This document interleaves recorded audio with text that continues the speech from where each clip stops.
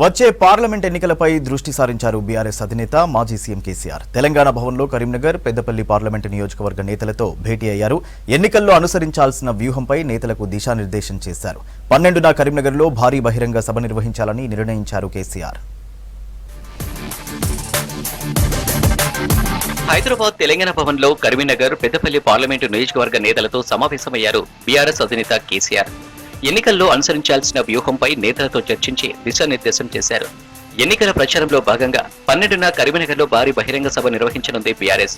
సెంటిమెంట్గా వస్తున్న SRR college grounds లో సభ నిర్వహించనున్నట్లు నేతలు తెలిపారు. మండల స్థాయిలోనూ పార్టీ సమావేశాలు పెట్టాలని నేతలకు సూచించారు.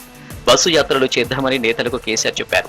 సమావేశంలో కేసీఆర్ తో పాటు కేటీఆర్, హరీష్ రావు ముఖ్య నేతలు పాల్గొన్నారు.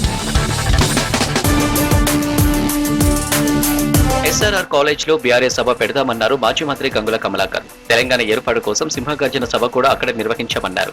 ఆ తర్వాత ఇప్పుడు భారీ సభ నిర్వహిస్తున్నామని తెలిపారు. పెద్దపల్లి, కరీంనగర్ ఎంపీ సీట్లను ఖచ్చితంగా గెలుస్తామని ధీమా వ్యక్తం చేశారు గంగుల కమలాకర్. తెలంగాణ రాష్ట్రం ఏర్పాటైన మూలం కరీంనగర్ లో ఎస్ఆర్ఆర్ కాలేజీలో 2001లో సింహగర్జన పేరుతోటి ఒక పవిత్రమైన కార్యక్రమం చేపట్టారు. తెలంగాణ రాష్ట్రం ఏర్పాటు కోసము సింహగర్జన కార్యక్రమం చేస్తాం. అది మా సెంటిమెంట్ కాబట్టి ఈసారి కూడా తొలి సభ కరీంనగర్లో ఈ నెల 12వ తారీఖు నాడు కరీంనగర్లో ఎస్ఆర్ఆర్ కాలేజీలో మా యొక్క ఎన్నికల ప్రారంభంగా సమావేశం స్టార్ట్ చేసుకుంటాం. ఆ రోజు మేడిగడ్డ పిల్లలు కుంగింది వాస్తవం. విచారణ జరిపించి కారణం తెలుసుకోవాలన్నారు మాజీ ఎంపీ వినోద్ కుమార్. బీఆర్ఎస్ పై అవినీతి ఆరోపణలు చేయడం మానుకోవాలని, ఆధారాలుంటే బయట పెట్టాలన్నారు. బీజేపీ ఎంపీలు రాష్ట్ర అభివృద్ధి కోసం కృషి చేయలేదని ఆరోపించారు.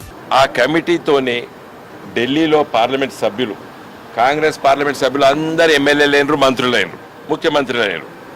వాళ్ళకి అక్కడ ఎవరు పనిచేసేవాళ్ళు లేకుండా పోయారు.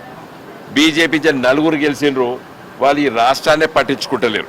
ఈ రాష్ట్రానికి మీ పని చేయాలి అనేటువంటి ఆలోచన ఢిల్లీలో తిరగాలి.